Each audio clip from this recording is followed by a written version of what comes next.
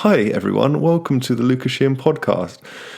My guest today is Phil Learney. Phil Learney, what an absolute pleasure it was to have him on. He is, do you know what's funny about Phil? So, for those of you who don't know, he is one of the most successful trainers and like a real good, like a thoroughbred actual trainer, not one of these kind of like snake oil salesmen that's kind of made it big. Yet he is just the nicest guy. He's so nice.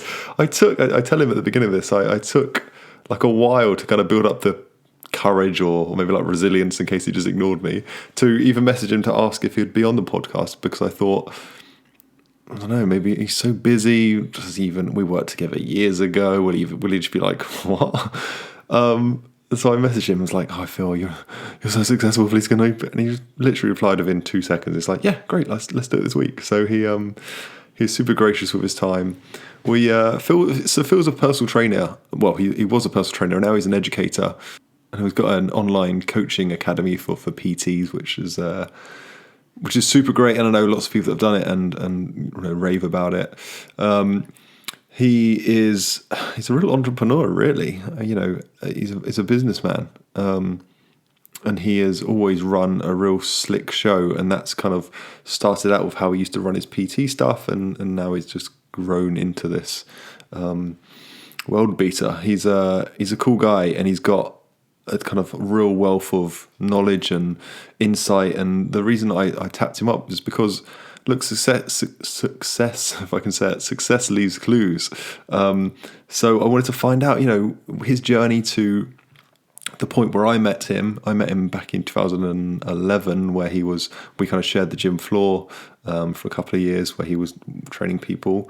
And I wanted to know what got him to that point, because at that point he was already, an A-list celebrity trainer. I mean, the first day I'd met him, he was training the R&B singer Neo, and I was like, what is going on? It's crazy. And he's trained, Hollywood A-listers. He's trained NFL stars. He's trained Olympic athletes. A whole host of top tier people.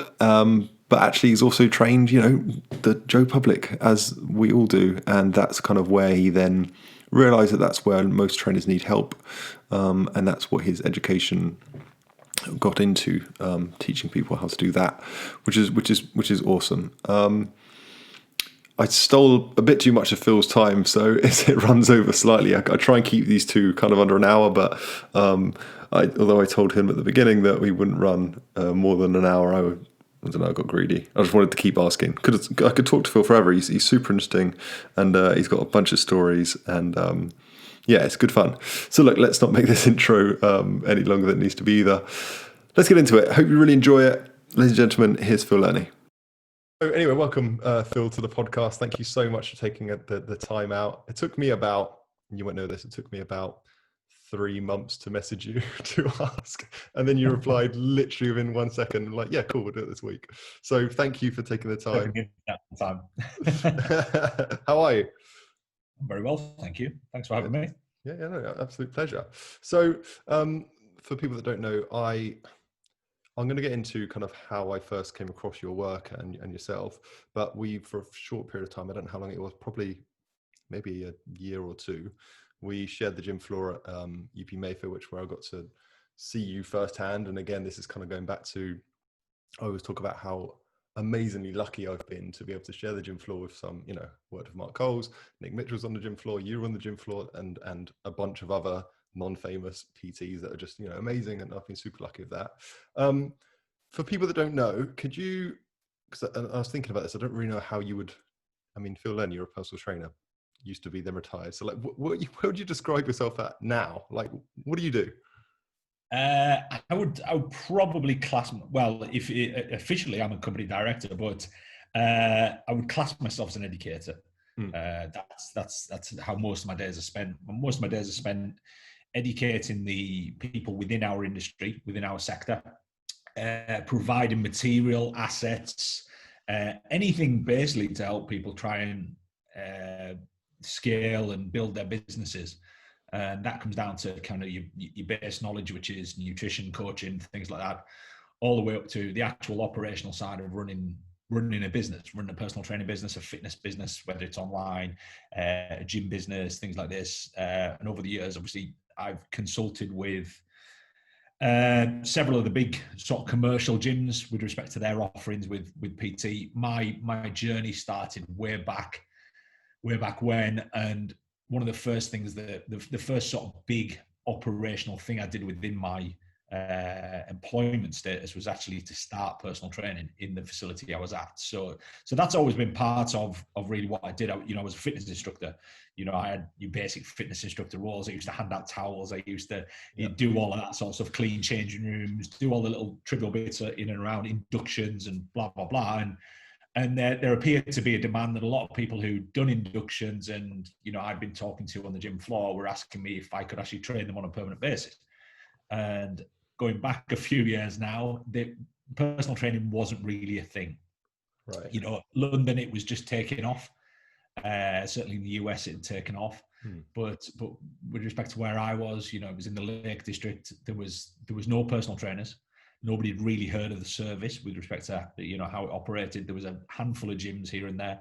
Over the west coast of Cumbria, there was a couple of bodybuilding gyms, but again, it was the coaches that operated from them were people who were giving people diets and prepping people for shows, and it wasn't really personal training as we know it. So yeah, that's how it kind of started, and then I throughout time migrated into being a full-time PT to then educating PTs and then moving to the side of, that was what I did. It was, I help people with businesses, I help people with their coaching and their skill set.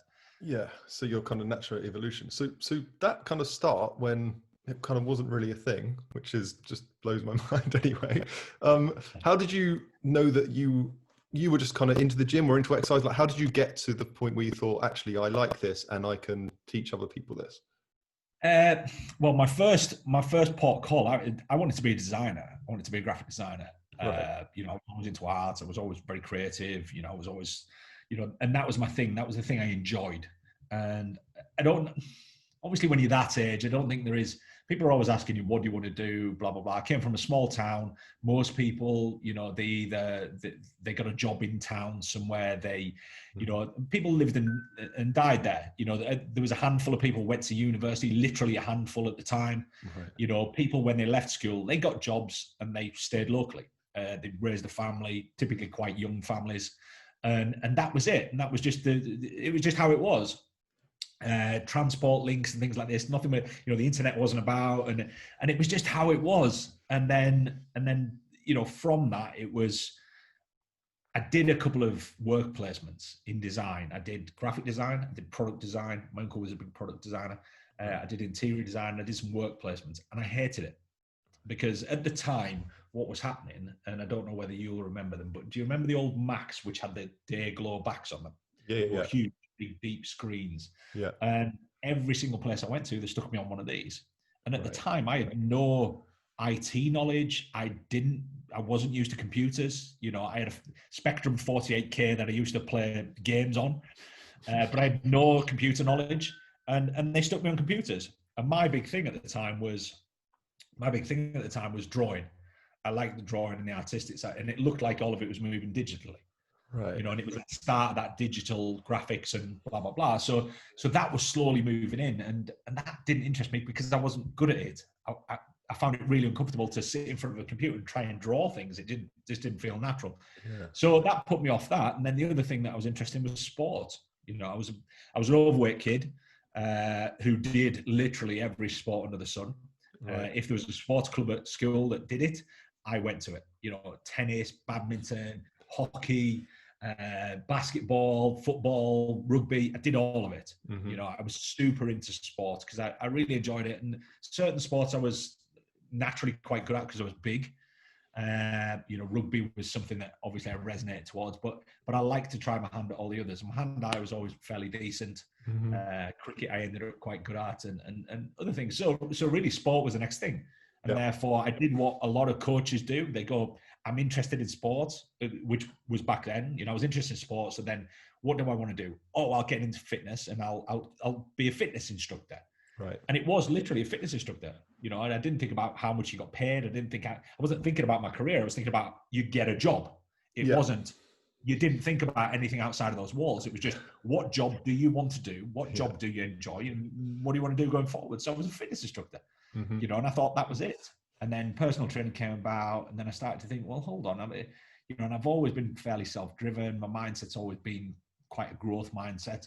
You know, at times it's suffered because of various bits and pieces, but ultimately I always had that growth mindset, and I wanted to expand and get bigger and do things. And I remember I used to sit in a room at a house I used to live in, and I used to sit there for hours on end trying to build my own website. And this was when websites were just starting to come to a thing. And I must have wasted so many hours trying to build this website myself. And it was horrendous. But it was, you know, it was one of them lessons learned, because at the time I thought, what do businesses have? They have websites. So I need a website. Right. So I spent all this time trying to build, and the social media was just starting, and there was all those different things. So I just went to the next thing that I enjoyed. That's all it was. And it was fitness. So fitness instructor, personal trainer too.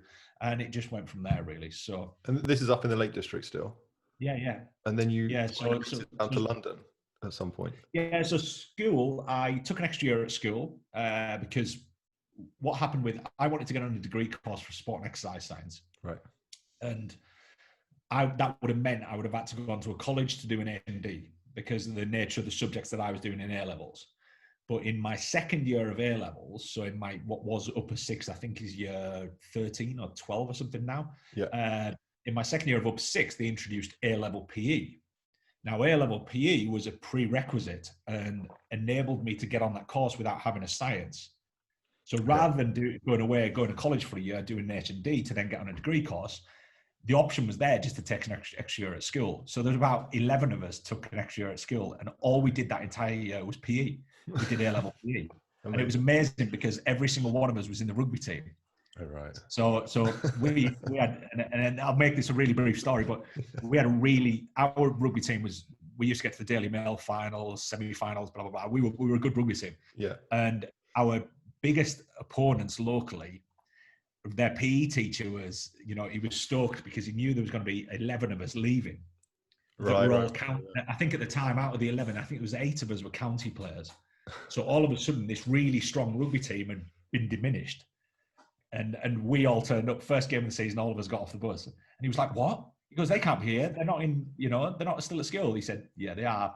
Oh, so anyway, so we absolutely annihilated them anyway. So I took an extra year at school, then did a degree down in Luton, sport and exercise science. Finished that, came back up to the Lakes naturally. I think everybody after university naturally resonates back home or stay where the university is. Yeah. Went back home, got a job, fitness instructor, proposed personal training. Got into personal training, launched that across the group with the group exercise manager. And that ended up across a bunch of hotel gyms. Right. They were quite big. They had a lot of membership bases. And that was my first sort of foray into the business side of things. So I helped them set that up. I was part of the opening team at one of the big hotels. So that was, you know, I was introduced to people, and I had a stint of, I think it was about 8 months during the pre-build, where I just literally sat in a porter cabin with everybody else doing pre-sales. So I got into that sales thing. You know, I grew up in a pub, which meant my ability to converse with people was fairly strong. I would, you know, I watched my dad talk to complete strangers on a daily basis. Yeah. So that was a skill that I acquired without actually acknowledging it.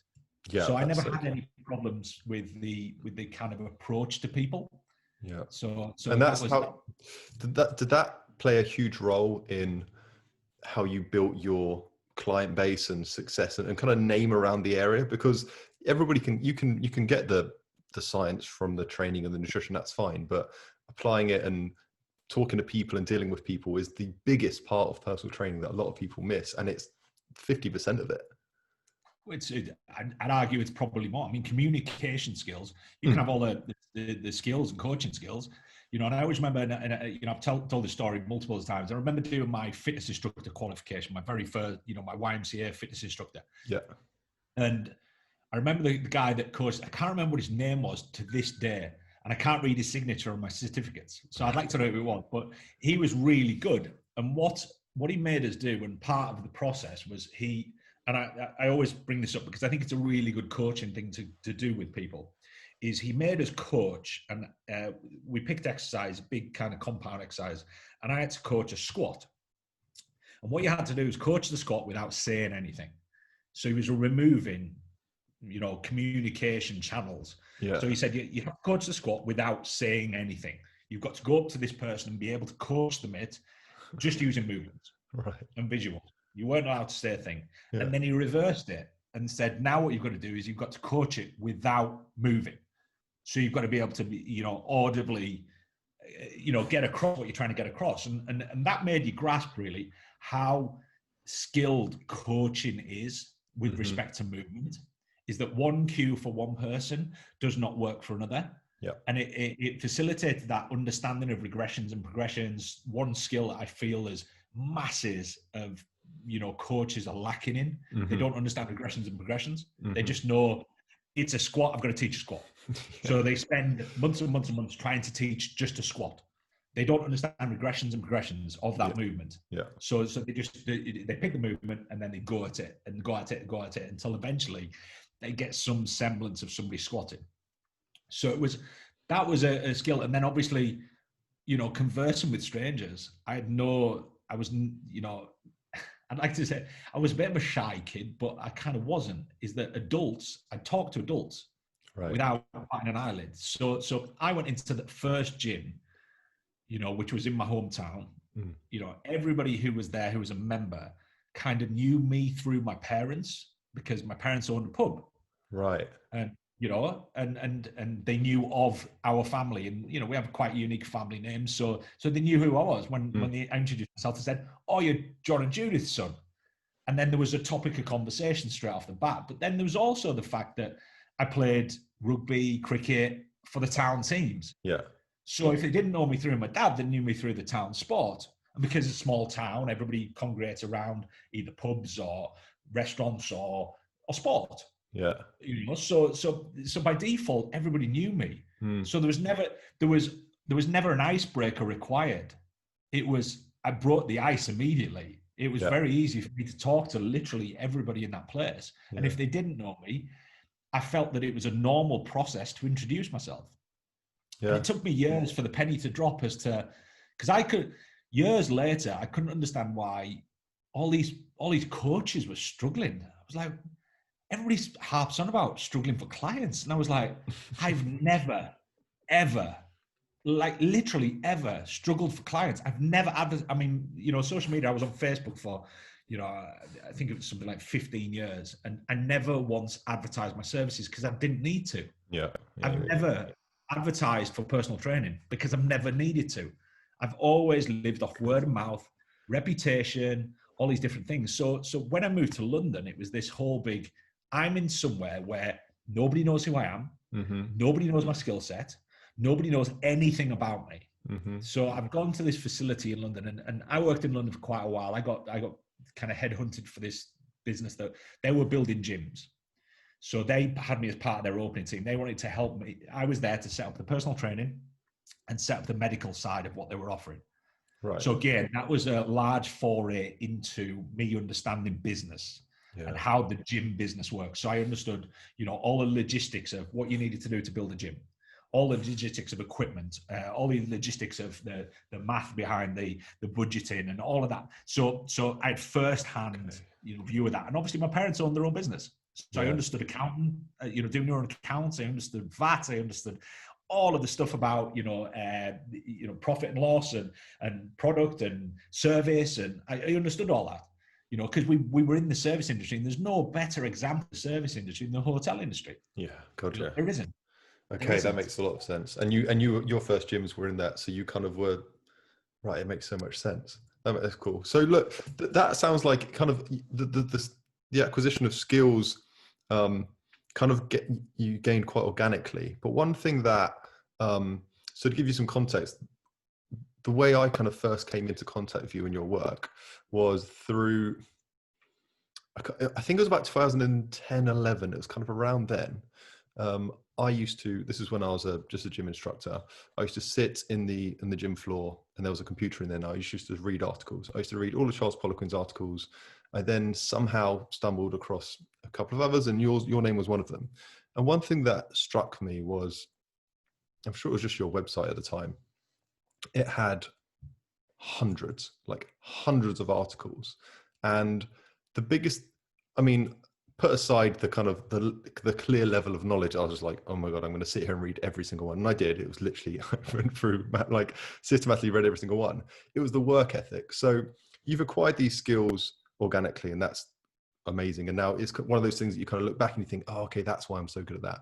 But where did you get the kind of the clear and obvious, for me, grind of, you just understood that, okay, you're good at it, that's lucky, and then you were just like non-stop? It was a clear, like, force to be reckoned with when I read your website.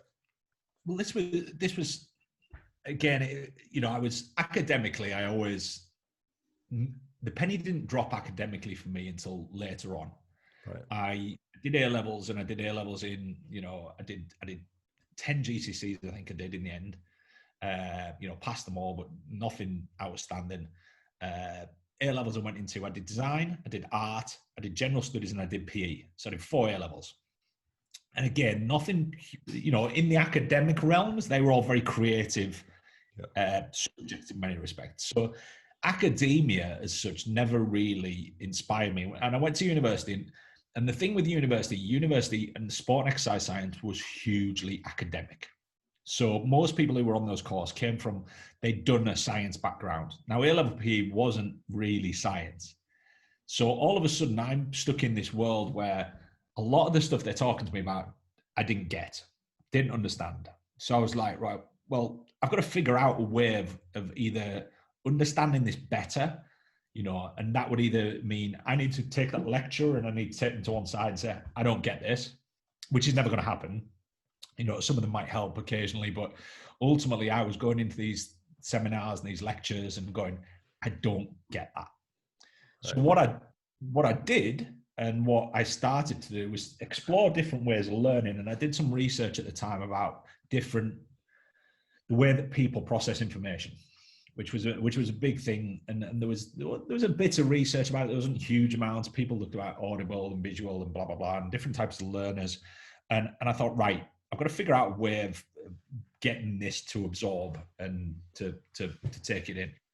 So what I started doing, I started writing about the subjects that we were talking about. And in doing so, trying to understand them. So therefore, by default, I started to improve my writing skills. I didn't do A-level English. I didn't do, so my writing skills weren't great, but I was quite creative. So my creative writing was quite good. And part of that creative writing process was, I need to write it in a way that I totally understand it. Right. And by default, I was then writing stuff which meant that other people would understand it. So I could give it to my dad, and my dad would go, oh, that makes complete sense. So there was a lot of analogies. There was a lot of almost dumbing down. And probably one of the biggest errors, if I go back and, we've just actually migrated from my original website, which has been dormant and you haven't been able to access for years. Yeah. We went back and pulled all the articles from my original website and read a few of them. And one of the things that was lacking there is that what I would do is I'd take information that I hadn't fully researched, but because it logically made sense to me, I wrote about it. Right.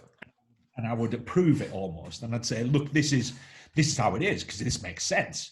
So for me, when something made sense logically, it was kind of enough. So there was times there where, despite doing sport and exercise science, because all the subjects that were presented to me doing the degree were all legitimate because they'd been researched. They weren't going to talk about them if they weren't legit. So I never had any problems where the research on the topic was questionable. So I used to write about those. So that was all great stuff. But then what I would do is I'd read something from, the likes of Poliquin or the likes of Czech. And those were the two guys who at the time were doing a lot of educating. Yep. And because you kind of trusted them, you took whatever they said and you just took it on board. That's how it is. Yeah, it must be right. They must have researched it. It must be correct.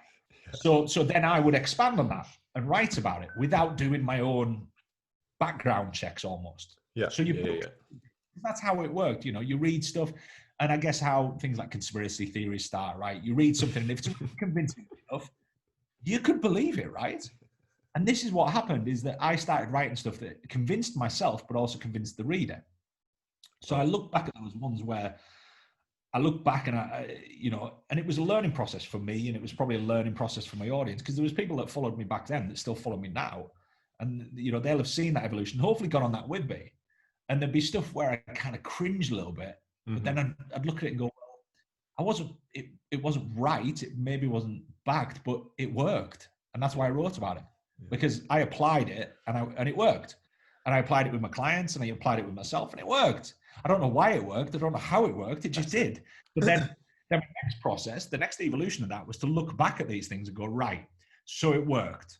I know that much. Now I need to figure out why.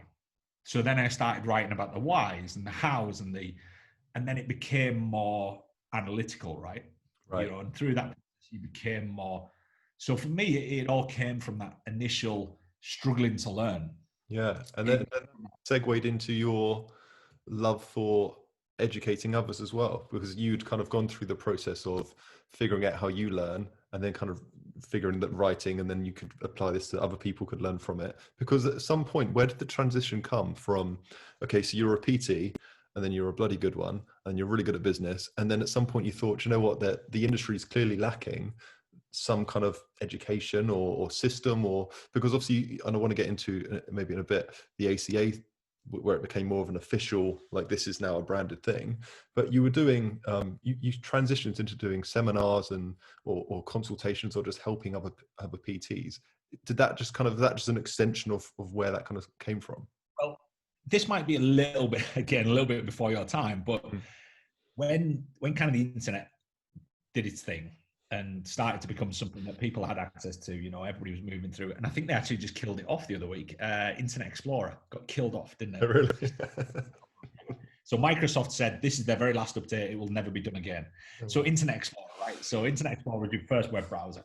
So what was starting at that point was a lot of forums were popping up, particularly about very unique subjects. So there was stuff about sports performance. There was stuff about, Ultrafit magazine was kicking around. I don't know whether you remember that. Ultrafit was kind of your resource for science. Right. You used to have a lot of, everything in there was studied and scientific, but a lot of it was about running and endurance sports and things like this. So that was always a reference point. Then you had things like Muscle Media, which I don't know whether you, again, remember that. There was a magazine that came from the US. You used to pay a fortune for it in WH Smith's because it was an import. And that was the likes of Bill Phillips, Sean Phillips, who did Body for Life, and those guys. But then Paula Quinn was writing in there, Czech was writing in there.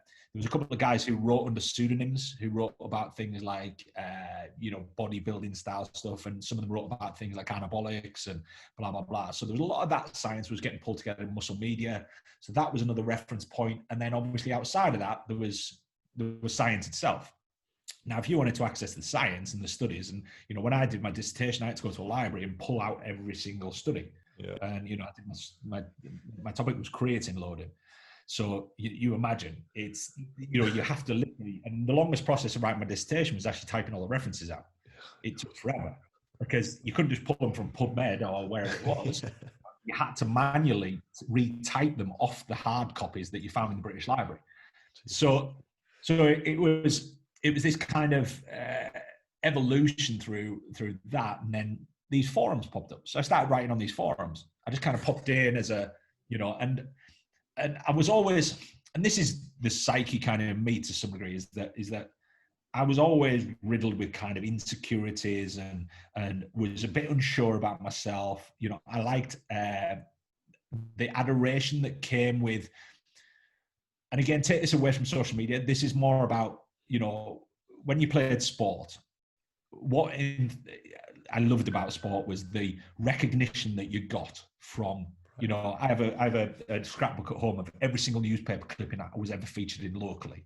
Yeah. Since I was, programs that I was in and blah, blah, blah. And that was like something you chased. So I started writing on these forums and answering questions to people that were way older than me, experienced seasoned bodybuilders who had had years in the game, professional bodybuilders on there, blah, blah, blah. So I just started chipping in here and there. And all of a sudden people were like, wow, You know, I really enjoyed that. And then I started writing a bit more and a bit more and a bit more. And you know, I used to write, and a lot of the people that, you know, I do bits with and things like that, we actually met through those forums. And then from that, obviously, those articles then got migrated onto a website. They started social media channels shortly after that. So then they all started getting moved onto Facebook. So Facebook was the first channel I utilized. And it was a very different animal back then. So I'd write an article and 2,000 people would see it. You write an article now, you'd be looking for 10 people to see it unless you pay. So it was that kind of thing, and it was this open topic, and it was, and people were interested in it, you know. And it was that same thing where, you know, you get the positive comments, and you get 100 positive comments, you get one negative comment. And it was that we'd never handled that before. So social media, all of a sudden, you were like, who are these people that just want to say negative stuff, and then you get into that world which exists now, right? Is that a lot of people are terrified, they're scared of putting out things like podcasts. They're terrified because they're worried about that one person that wants to say something negative or wants to say. So a lot of what we've dealt with over the years, and especially from a business perspective, is how do you handle these people? How do you handle negativity? How do you handle the fact that, and ultimately when, you know, it comes to what we do, you've always got to be able to fall back on evidence and data. Mm-hmm. If you can't, you've got to make it very, very clear to people that this is your opinion and it's a belief or whatever it might be. You know, so there's certain things we don't know enough about in order to, so we just form an opinion. Mm-hmm. So over the years, I just used to dish out my opinion, but I didn't tell anyone it was my opinion. So then somebody go, well, that's not right. And I'd be like, yeah, it is. And you get all, you know, and it was that initial thing. And over the years, people have had to learn to deal with that negative side of social media and how that, you know, you're putting yourself out to the world. Mm. You're not putting yourself around a bunch of nodding dogs. You know, if you know, within your social circles that really used to exist back then, you know, you used to know a handful of people really in the grand scheme of things. Yeah. So whenever you showed something to your mates would be like, oh, that's great. You know, so nobody ever really critiqued you. But that critique then became, you had to flip it and look at the mindset and the mentality of how you looked at things. And I always talk a lot about framing things. And I was really bad at framing things. I just horrendous at it. I was bad at framing things. I was bad at looking at something and taking the positives out of it. So it took me a long time to look at critique in a positive manner. Mm. And you know, because I always used to think, but I don't want to get this wrong. And then when I got it wrong, I was like, I got it wrong. But I've got to argue my corner because that's my corner. Right. And it was you know, and it was that thing where, you know, people now, they kind of get it because there's a lot of warnings. And I tried to put a lot of stuff out on social about, you know, watch out for these people because they're there to pull you down. That's what they're trying to do. And yeah, so you know, a lengthened version of the answer to your question. It started with forums. Right. I got some recognition for what I was writing on forums. It moved to websites. It then moved on to Facebook. And then from Facebook, I was like, people like this stuff. And by default, what happened with Facebook is I built a massive audience, like a huge audience. You know, I think my audience, before I actually had anything to give them that I could charge them money for from a business perspective, I think I had 80,000 people on my social media. You know, and that was just from writing content. And I'd never asked them for anything, never asked them to buy anything, didn't have anything to sell. I was a personal trainer who was full to the hilt. Yeah. You know, online training didn't really exist and didn't really interest me. You know, I didn't fancy, and back then it was all on Excel spreadsheets and blah, blah, blah. I was like, that's a lot of work, really, you know, very little. So it was, it was a different world back then. It was a different animal. So you'd kind of built up the audience, and at some point thought, well, because seminar, you were the kind of the first person, I'm just trying to think. Obviously Charles did like BioSig and PICP and that kind of thing, but that was more of like a course thing. But you were the first person. I'm just thinking, I can't think of anybody else that thought, well, I've got this audience now. I'm going to sit them in a room and I'm going to present some subjects to them. And I think I posted something. It might have been 8 or 9 years ago, where it was kind of, you did one at UP where it was 25 people and kind of people sat on benches and stuff, and that's kind of where it started. Well, it looks like where it started. But what kind of was that just the natural progression where you thought, well, let's get these people like face to face? There was a few bits and pieces going on there. There was an aspect where I wanted to take what I was doing on social and on Facebook and all those different things. I wanted to take all those things and I wanted to put it to a wider audience. Because obviously at that point I was thinking, right, I've got this to give. I need to get it out to people, which might involve, I need to write books. I need to do videos. I need to do something along those lines. And I need to figure all that stuff out. And I need to find out how I'm going to dispense that to people. So I thought, right, I'll throw it out there. I'll do some seminars here and there. And UP I don't think it was one of the first ones, but it was one of them that I did internally. I think I'd done a few seminars actually before that, because I was working at Third Space at the time. So I'd set up and I did a couple of fat loss seminars, which were hugely popular. I did one over in Victoria, which I think we had 220 people at, and sold it out in literally 2 weeks because nobody else was doing it. Yeah. Nobody else was doing it. And at the time, Facebook didn't have all these funky algorithms and blah, blah, blah. So you put something on there, your entire audience saw it. So I was like, I had 80,000 people on my Facebook and I've gone, I'm doing a seminar in London. Do you want to come? And everybody's like, yeah. So everybody bought tickets and everybody came along.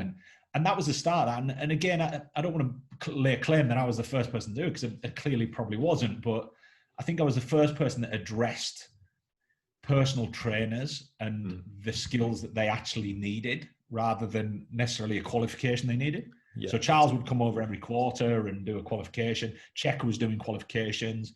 And then I was like, hold on, but nobody's actually teaching them about how to deal and handle with clients, just normal people. Yeah. PICP was sports performance, and that penny didn't drop with a lot of coaches for years. Yeah. They were like, so they were doing this high performance sports stuff, and then taking it to Doris, who was 60 years old, that they'd been coaching for 3 years. Exactly. And they reversed it, and that regression and progression understanding, they'd gone back and started doing Peterson step tests with an old woman, and basically just turning around, like functional movement screening. Yeah. That was a big thing. And you'd taken someone who was progressing really nicely, losing weight, getting better function, injuries, blah, blah, blah, all this stuff. Then all of a sudden you do a functional movement screen on them, and now they feel like the most useless person in the world. They're designed for athletes. Yeah. It's so true. That's what people did. And they went away and got these novel qualifications. They were novel. They were very novel, and applied them to wrong people. Yeah. So then for me, it was that, why don't coaches get who they're coaching? And when I started PT, I wanted to be a celebrity trainer. Everybody did, because that was kind of where the money was at, right? So I was like, if I train celebrities, I'm going to become a celebrity, and I'm going to earn loads of money, and I'm going to be on TV and all this stuff. And I remember the funny thing was, one of the guys I initially coached when I first started in the industry, I used to watch a personal trainer on telly, who used to show up on morning TV and do this stuff, and he was a celebrity personal trainer. Yeah. And he used to train some famous people, and he'd pop up in a few of the magazines I read and blah, blah, blah. And years later at Third Space, there was a guy came up and signed up for personal training with me, and that was him. That's so good. Crazy, yeah. So he came and signed up for personal training, and I recognized the name because he had a really funny name. He had not a funny name, he had a different name, So he signed up, and I'm like, I know you from somewhere. And I went away and I Googled him, and I was like, I used to watch you on morning TV, and I told him the story. But I used to watch you on morning TV, and I aspired to be you. A celebrity personal trainer. And then obviously I was into sports. I wanted to do S&C. Yeah. And at the time there was probably 2 or 3 jobs in the UK for S&C coaches. That was it. And then the UK SCA started. That started probably midway through my career. And UK SCA started, and then they took that mantle where you would go and train with the UK SCA, then they would find you jobs in sports clubs. Yeah. And then that evolution started in sports clubs, where all of a sudden there was rugby clubs started having S&C people, football clubs did, but it took probably 10 years. I mean, there was Manchester United, I think Everton embraced it quite early because of their manager, and I think there was 2 other clubs, I think Newcastle and one other, but there was only 4 clubs had S&C guys in there permanently. Crazy. And these were seasoned people who'd, so for me it was like, right, where am I going to go? US. Right. So when I went to UP, I'd actually aligned all my visas and done everything. I was moving to the US at the point that I moved to UP. to do S&C stuff with, because you did a bunch, right? I mean, you trained even, I mean, and I don't know if people know, but like reaching that celebrity trainer thing, the list of people you've trained is bizarre. It's like the biggest stars of all time, which is as you get to you kind of get there, you realize actually it's not as great as I thought it'd be. I'm kind of have to blah blah blah. But but you did have the S&C thing and sports stars, and you did pursue that still. Was that more of a passion project, or like what happened there? Yeah, because I was trained in it. I mean, I did Right. sport and exercise science. Everything in sport and exercise science was about performance. It was about human performance. It was about how do you take an athlete and how do you, so a lot of that was there. I had my background in sport. I played county cricket. I played, national level rugby. So I had experience in those more elite sort of sporting circles. Yeah. And I went to Athletes Performance, which is now Exos. I did all their stuff over in Florida. And that again was more my own personal, because I brought that back after I did it, and I was like, right, who am I going to apply this to? And at the time, I actually wasn't training any athletes at that particular time, at that particular moment, because a lot of my athlete stuff have always been kind of short-term projects. I did a lot of rehab with athletes. Okay. A lot of the athletes I dealt with a lot of it was rehab. So I used to work quite closely with a physio. I used to deal with a lot of rugby guys and football guys, and even like American football. I dealt with a couple of bigger NFL players, and I was really fortunate with that, in that I got to use that skill that I had, but then it was winding that back to training Gen Pop and training the general population. And ultimately, you look at any coach, in your life, if you're an S&C coach, you're an S&C coach. If you're a PT and a good PT, chances are along the way, you're probably going to get thrown some physique competitors. You're probably going to get thrown some athletes. You might get thrown some actors or actresses, which is a different gig altogether. Yep. And you need to adapt your training modalities and your mentality. So a nutritional approach to Gen Pop is a completely different nutritional approach to an athlete, completely different nutritional approach to an actor or actress who's got 12 weeks to get in ridiculous shape and earn millions of quid. So some of those ethics and the ethical standpoints you have with different categories of people changes, because there are things that I would do with an actor or an actress who's got 12 weeks to get in the most ridiculous shape of their lives, and almost to some degree abuse the crap out of their body for 12 weeks to get them there. But the result from the end of that is it could be a career defining thing. It could also be something which they are probably going to get paid millions of pounds for, which again is a life-changing thing. So then as a coach, you would have to weigh up what the pros and the cons are of all those things. But then what you did is you had, at the time, there was a lot of people were applying bodybuilding mentality to Gen Pop. So they were putting them on these really ridiculous diets because, people logically, right? People looked and said, who are the best people getting in shape? Bodybuilders. Yeah. What we'll do, you've done bodybuilding diets. I've done bodybuilding diets. I used to eat, chicken 6 times a day, and I used to, I used to eat tuna from tins like it was going out of fashion, and I used to do all that.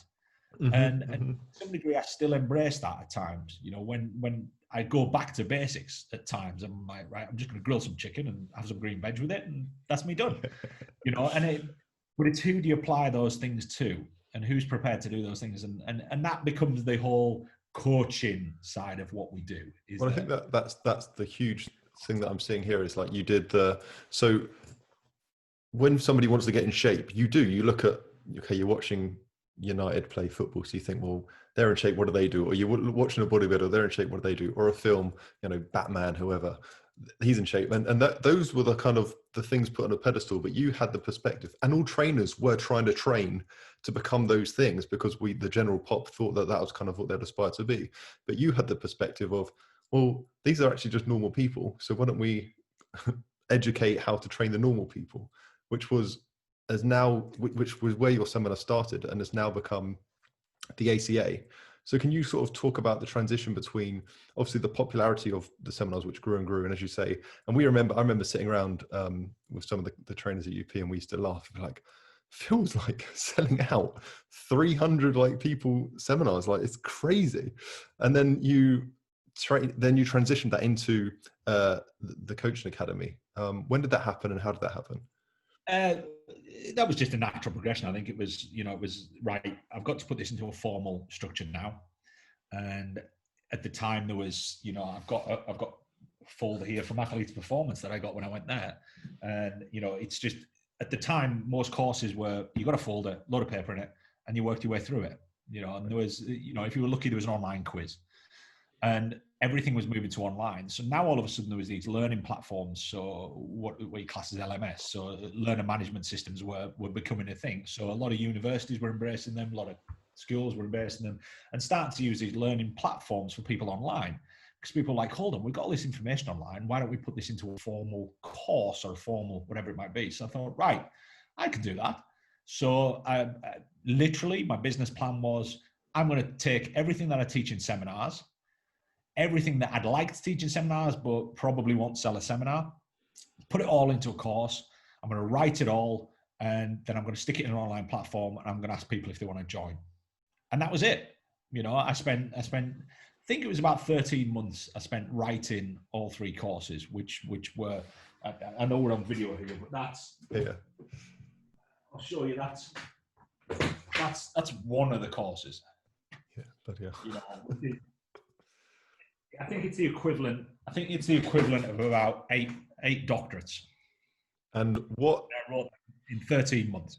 Who's the courses for? Like, who signs up? Coaches. So people who are in the health and fitness sector. We have physios, we have professional coaches, we have people who've just qualified. Ultimately, I'm looking at the people that I understand what the level 3 is, which is your basic personal training qualification. I know full well that people will finish that and they're like rabbits in headlights. Mm-hmm. You've learned enough to get by, but they haven't learned enough to firstly become good coaches. And it will take them, if they don't have a formal education on top of that level 3, it will take them 10 years to become a good coach. And that's not quick enough. Yeah. Because in those 10 years, what's going to happen is they're going to leave the industry. Mm-hmm. So you've got someone who wants to be a good coach, but hasn't got the skills to be a good coach. So to acquire those skills, which is what I did, I practiced and I learned from my mistakes and I applied education over the top of that I could grab at the time. So what took me 10 years can take someone now 2. Confident in that, from a business perspective and from a coaching skills perspective. So really in the grand scheme, if I became a coach now and applied everything I applied back then, I'd be a way better coach, because I have more at my disposal. Yeah. So I want people to be able to go through the journey that took 10 years of trial and error doing and figure it out very, very quickly.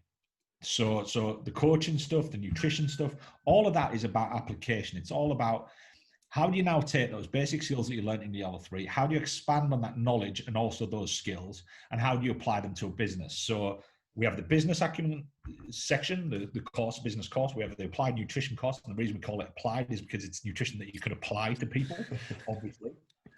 We don't talk, and people ask us for these things. And the funny thing is, Lucas, is that we do a contest prep seminar. It will still be one of our biggest sellers. Yeah.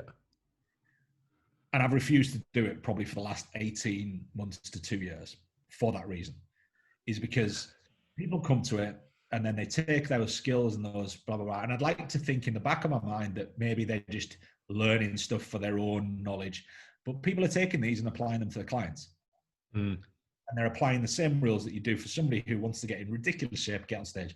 And even that, the ridiculous shape, getting on stage, that's never going to be a life-defining or life-changing exercise for anybody. Mm-hmm. Because ultimately you got to come out the end of it having done something extreme and unsustainable. Mm-hmm. And this is something that over the years I've kind of matured on, is that it's going to put them in a position with respect to their relationships with food and potentially their relationships with the gym as well. Is that, you hammer the shit out of someone for 12 weeks, they probably don't want to come back. Yeah. And this is this mentality again with coaches where they're like, right, I'm gonna cripple my client with a leg session on a Monday. And ultimately that client's trying to lose weight. And you'll have heard me talk about this before. That client needs to lose weight, which means that when we look at the energy output of the average person, mm-hmm. their non-exercise activity, they're walking around, burns more calories than their gym exercise. We know this. Yeah. So why would I then prevent them walking around by hammering the crap out of them that they can't walk? And it became this mantle in the gym where all of a sudden you were a great coach if you could cripple people. And I'm like, well, no, that makes no sense. Now, professional athlete, different. Professional athlete, I will cripple, but then I'll get them to recover. Yeah. So a pro athlete, I'm going to push as hard as I can possibly push. And the whole idea with the pro athlete is that I'm trying to push them as far as I can push them. But then after that, I'm going to get them to recover as quickly as they can potentially recover, which means I need to look at their sleep. I need to look at their food, their nutrition, their hydration. I need to look at every facet of that. I mean, you could go right down to ambient temperatures. You've got so many factors involved with recovery. Now, when we look at things like programming, periodization became a thing, right? Now, the reason that periodization can't work with the general population is periodization is designed around a recovery and a training scenario where you control the variables. Now, you can't control the variables with general public. You can't do that. You know, if you've got John who you're pushing to the limit with his squats or whatever it might be, and on Tuesday he's got to come in and his squats gone up by 2.5 kilos, and the periodized plan is for him to do that, but his kids have kept him up all night. Yeah. That doesn't work.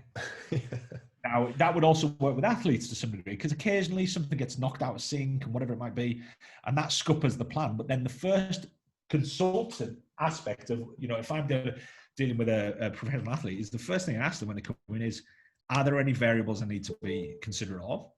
How was your sleep? How has your eating been? You know, have there been any dramas? Because that's a factor as well. Yeah. You know, there's a one professional athlete. I've only ever done it once, but I told him that he had to get rid of his partner. I said, I'm sorry. I said, she will be the reason that you failed to accomplish what you're trying to accomplish, which at the time was an Olympic medal. And I said, she is your biggest conflict with the outcome, because, you know, it was mentally absorbing him. It was physically absorbing him. And he didn't have a support mechanism there that he needed. She was doing everything in her power to counteract what he was trying to achieve, because she didn't get it. And this is, you know, support mechanisms don't get it. You know, you get Doris who wants to, sorry, I keep using Doris as an example, but you get Doris who wants to lose weight, and she's in her 50s. Her social circles revolve probably around habits and behaviors that have created the physique that she has right now. So therefore, the friends that accommodate those habits and behaviors don't want her to change, because it means they have to change. Which makes them very uncomfortable. So therefore, now the biggest conflict to Doris achieving her goals is actually her best friends. So she's got to be prepared to either aggravate them or compensate or whatever it might be, or we've got to find a way around that. You know, the whole enrollment process. Yeah, and it's a tricky one. But with athletes, you control those variables. With non-athletes, you don't. So therefore, the education and the coaching and the aspect of what we do is probably, again, I'm just throwing a percentage out here, so this is just an estimation. I would say 80 to 90% of what we teach is about the general population. Yeah. So if somebody wants something about professional athletes, we're probably not the course for you. But we are there, and the education is all designed around you going away, creating a better personal training business, dealing with the people that most coaches will deal with for the majority of their life, which will be general public. Yeah. You know, by 2030, I think the estimations are 9 out of 10 people will be obese. Really? Bloody hell. So there's no lacking or shortage of clients who probably need some kind of health intervention. Is there a business aspect of the course too? Because that's the thing that is really lacking, I think, in the industry and one thing that you don't really consider when you go out by yourself. You think, well, I know, you know, how to set up a diet now, and I know how to structure a good program, and then you've got to suddenly run it. You're an entrepreneur. You've got to run a business, and there's no kind of like governing body for that. Yeah, the business is, well, the only governing body that we could get on the business would be if we ran it through a university. Right. could get like some kind of business certification at the end of it, but it doesn't really change anybody's world. Because ultimately, unless you're going to go into an MBA or something like that, it doesn't really serve the purpose. So we've never ran it through a business certification. We could, but it just would define. To be honest, a lot of the certifications that we run it through, people aren't bothered about even the fitness ones. Yeah. No, I get that. We know that when people qualify, they have to go and claim their points, and we get a very small percentage of people who qualify actually go and claim their points. Right. Interesting. So it's an interesting one, but the business side of it is the most interacted and the largest part of the course. So this is for justifiable reasons. And ultimately, somebody comes out of level 3. I would argue, and some people might argue back here, I would argue that they've got enough skills at that point, although they may be very minimal, they've got enough skills, enough motivation, enough inspiration there at that point to make a difference to a lot of people's lives if they apply those basic principles. The problem they've got is that they will last 5 minutes in the industry if they can't afford to stay in it. Right. So I've seen over the years, the number of coaches I've seen, particularly early in my career, that were great coaches, who left the industry because they couldn't afford to stay in it. Really, if I was to look back and give myself some advice, I'd have probably left the industry 15 years ago. Because I could barely make ends meet. I moved to London. Yeah. All of a sudden, my cost of living went through the roof. Yeah. My personal training fees never really escalated more than they were when I was up north in comparison. Yeah. And this is the funny thing about everybody's like, I've got to move to a city. I'm like, well, why?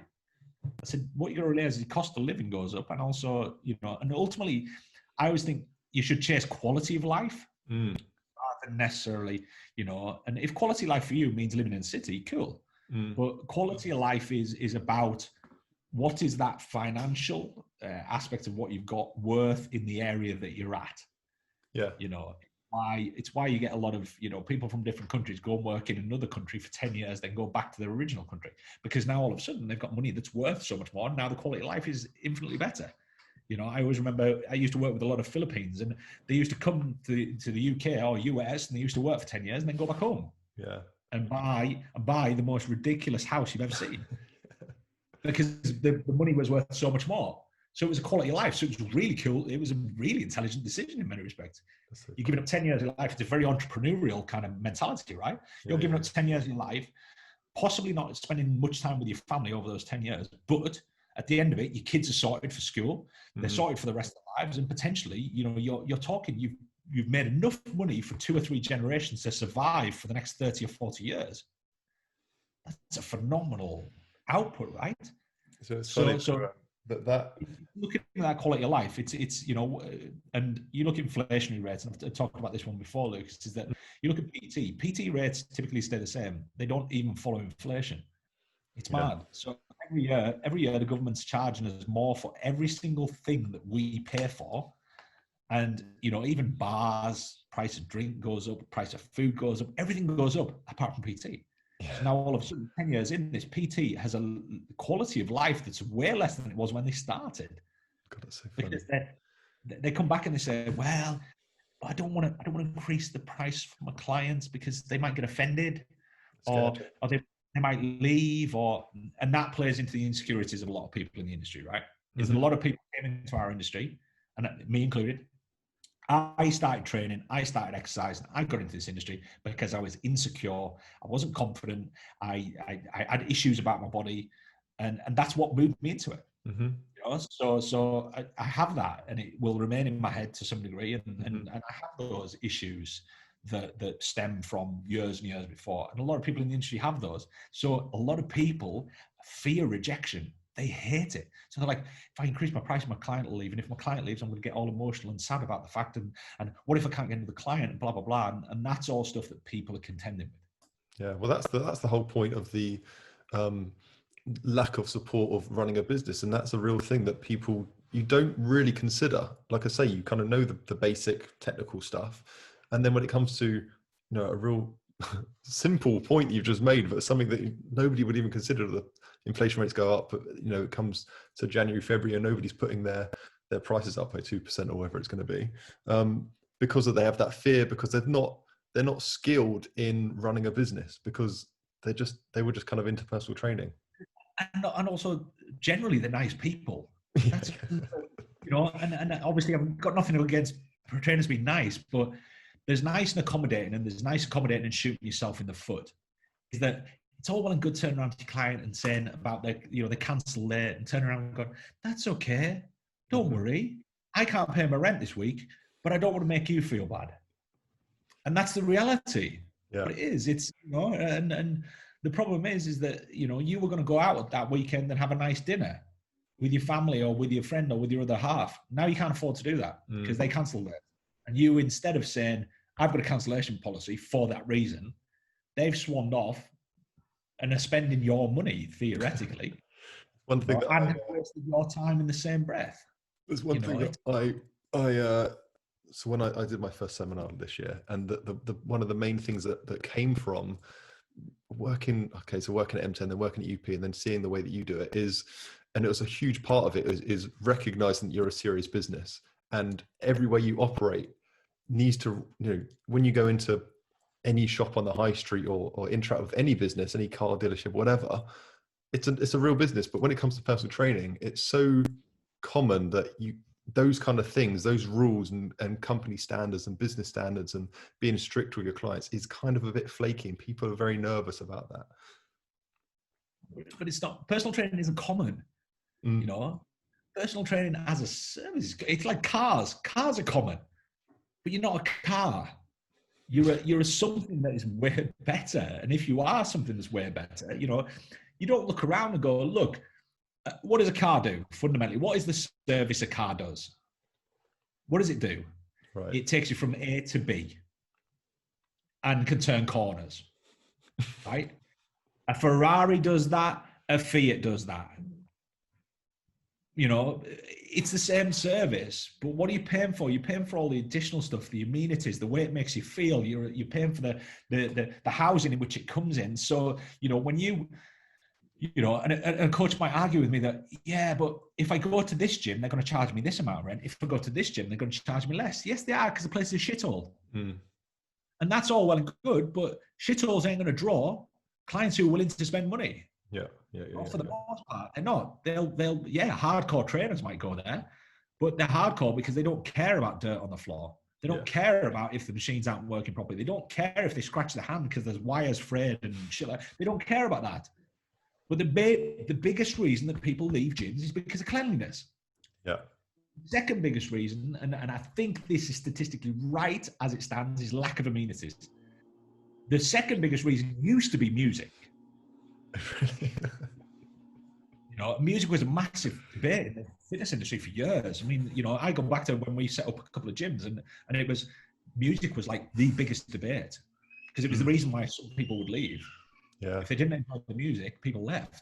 So you kind of have to have this neutral sort of semi, but there'd always be complaints about music. It was one of the most commonly complained things in gyms. So a lot of the modern gyms, they don't play music. They just expect people to have headphones. And the biggest revolution in many respects for people going to gyms now has been the evolution of earphones and online streaming. You go to the gym now and listen to your own music, and your headphones don't drop out. Yeah, and you don't, and they block out everybody else. Yeah, so and no wires. It's a thing for the fitness industry, and people don't acknowledge that, but it was so because you go back to anybody who owned a gym 20 years ago, music was a massive issue. Massive issue. That's so funny. I never thought of that. But Phil, I'm conscious of your time. Before I let you go, there's something that you said right at the beginning, which I wrote down, sort of scribbled down, is your growth mindset. This is something that I've seen from you, and learned from this last hour from you, is you've always had this more, right? You get to a point and then you go, great, now more. And you can tell that you're very much, and you touched on it, about quality of life and very much kind of seeing life's journey is about trying to constantly improve and progress, and you're constantly trying to move forward. There's a part, I was thinking about this a couple of days ago and I was thinking, how can I bring this up without it sounding a bit gross? Because it's not, I'm going to say it, but then I'm trying to work out how it's going to come across. There was a point where I was working at UP, and like I say, you were doing seminars and you were being super successful, and we were like, God, Phil's doing so well.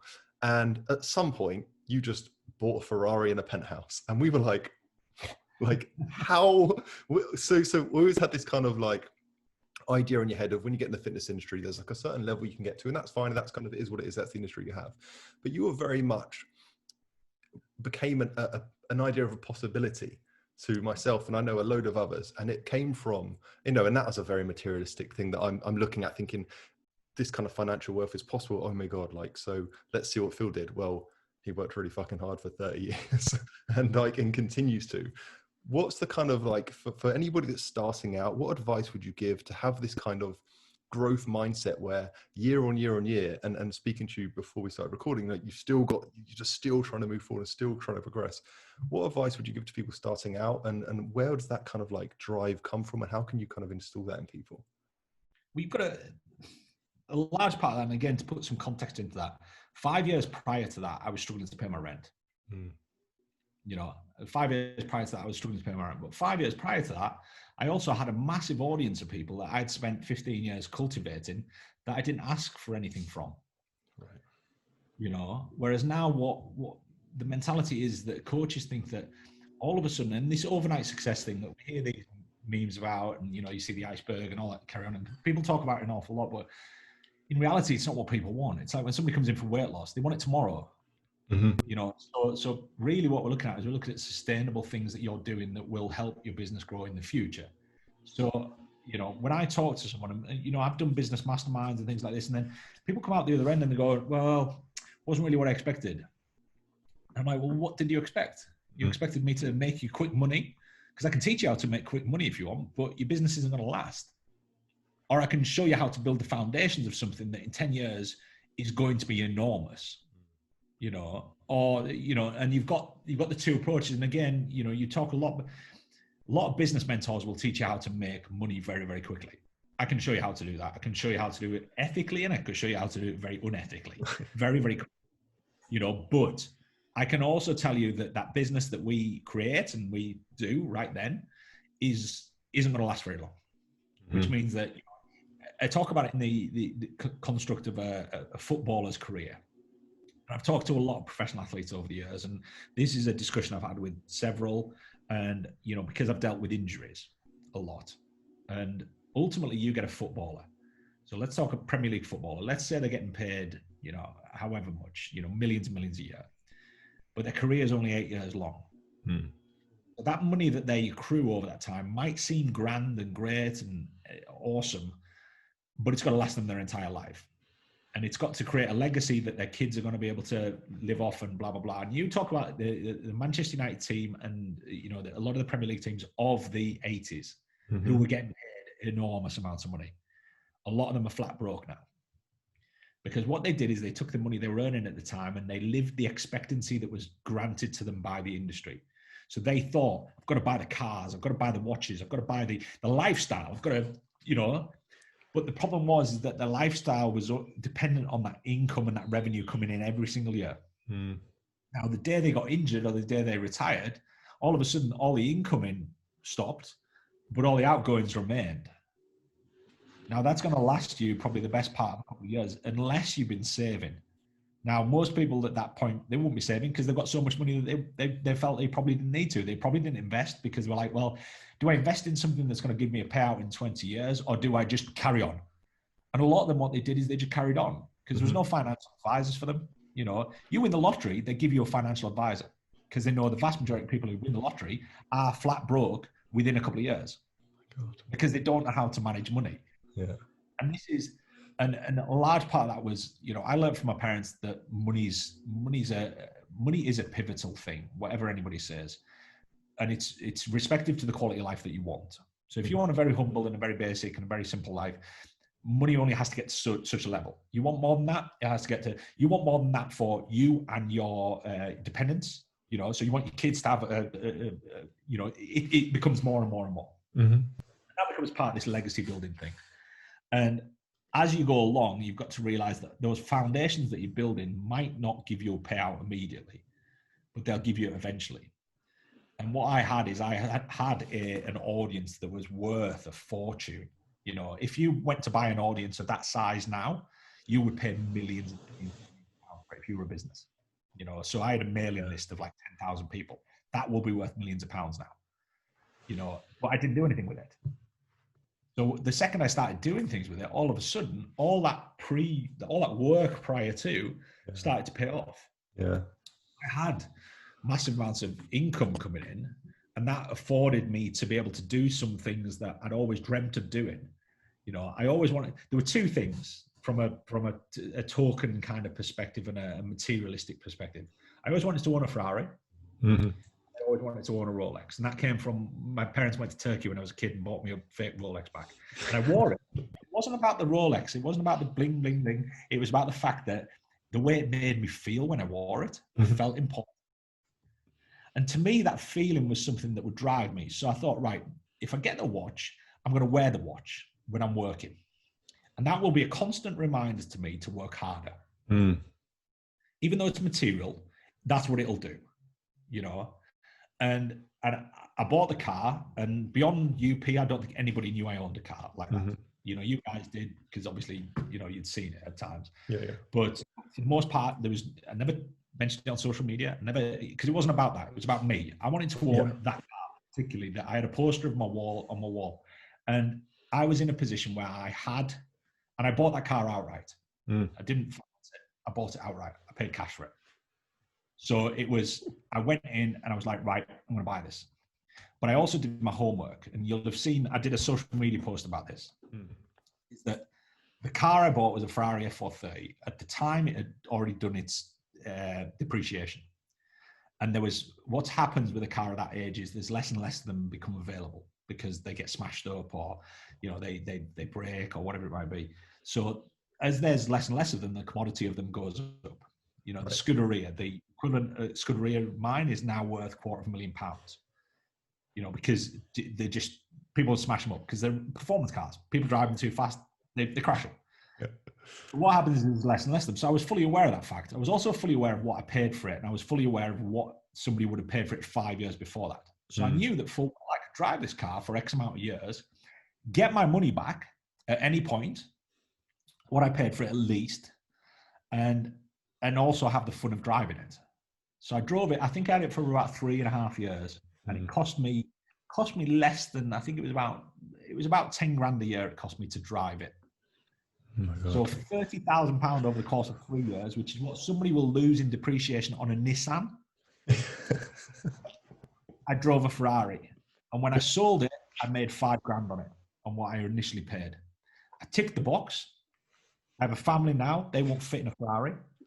I ticked the box. I had that experience, which is what it was about. It was about experience. Yeah. I ticked the box, something that as a kid I always wanted. And I ticked the box. But that came about through an influx of money that came in because of all of a sudden I decided to take that audience that I'd spent years and years cultivating. And, you know, that first seminar, I mean, you can do the maths on it. It was 220 people and it was £175 a ticket. We did the maths at the time. We were like, oh my God. That's exactly what I'm saying. It was like you just opened the realm up, and what it did for me and for a lot of guys that I know was like, well, now that's possible. I'm going to work my ass off more, you know. So how many were at your seminar? Oh, only 100, but only 100. It was well, my point, right, is now all of a sudden you probably had a payday there where you probably, and again, we don't get into maths of it, but you probably earned more from that than you probably did from 6 or 7 weeks of personal training. Yeah, exactly. Yeah, for, you know, and you know, and then what do you aspire for in life? So for me, it wasn't, you know, I got my money back. That then went into investments and various other bits and pieces. Anything that I've ever bought from a material perspective, I know I can get my money back on. Yeah. Well, you're smart, and that's why I wanted to quiz you on the business side of ATA, because you've always been, and that's why I was trying to kind of tiptoe around the Ferrari things. I don't want it to sound like, oh, and you showed off because you bought Ferrari. You're so smart of every kind of business thing you've made, and it's super clear now to me, by the way, that like that your values are so much I'm a tight northerner. But you know, I've always valued money. I value money to the point that I've got to, you know, look, I'm going to show you a roll. That's full of change. You know, it's, you know, and it's, I value money. I do. I value it in the respect that there's been times in my life where I haven't had any. There've been times in my life where I've had loads, and really, as my lifestyle ever changed, probably it's gone the other way. Is that when I was younger, I remember as a 16-year-old, I went to, there'd been a designer store just open locally, and I went and I bought a sweatshirt from there, which is Dolce & Gabbana sweatshirt. It had athletic written across it, and it was £105. And it took me about 6 weeks to plug up the courage to spend that kind of money on a sweatshirt. Yeah. You know, I probably never bought a sweatshirt like that ever again. Yeah, it's funny, isn't it? You know, I was at a seminar, and again, and again, it's not so. But again, you've kind of brought it into the context of the kind of Ferrari. But I was at a seminar, and it was about business. And one of the guys said to me, I said, "Look, the reality is," I goes, "I'm wearing a t-shirt from Top Man that costs 12 quid, and goes, I'm wearing a pair of jeans from Primark that cost, I'd like 11." I said, "It's not, And then he turns around and goes, "Yeah, but how much do your watch worth?" And then, he covered me. But then I also explained that, and I said, "Yeah, but I bought that watch on a waiting list that I managed to skip, and I got it for 20% off retail." Right.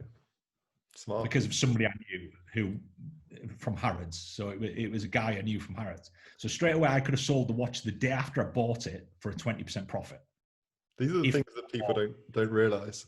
Anyway. Look, I feel you got the context in it, right? People remove context from everything. Yeah, and then it's oh my God, he's doing it to show off. I'm like, no, it was an investment. Yeah. Well, one thing that's very clear is your values and your quality of life and everything you gain towards that is very much around your family. And it's that, again, is like a super encouraging and aspiring thing for people to see. So I appreciate seeing that too. But Phil, thank you so much for taking the time. That was super interesting. Phil, where can people see you? They got you on, it's just Phil Learney, right? On all platforms. Yeah, all platforms. The PT Coach, you'll find me on Instagram. That's the channel I probably am most active on now. Great. Phil Learney again on Facebook. You'll find me on Twitter. You'll find me on LinkedIn as well. I don't really use LinkedIn that much right now. And obviously the advancedcoachingacademy.com. Yeah, which perfect. is where we do the educational stuff and all the coaching assets we produce. Great. Awesome. All right. Well, thanks very much, Phil. I'll speak to you soon. Very welcome, Luke. Thanks for having me. Thanks, man.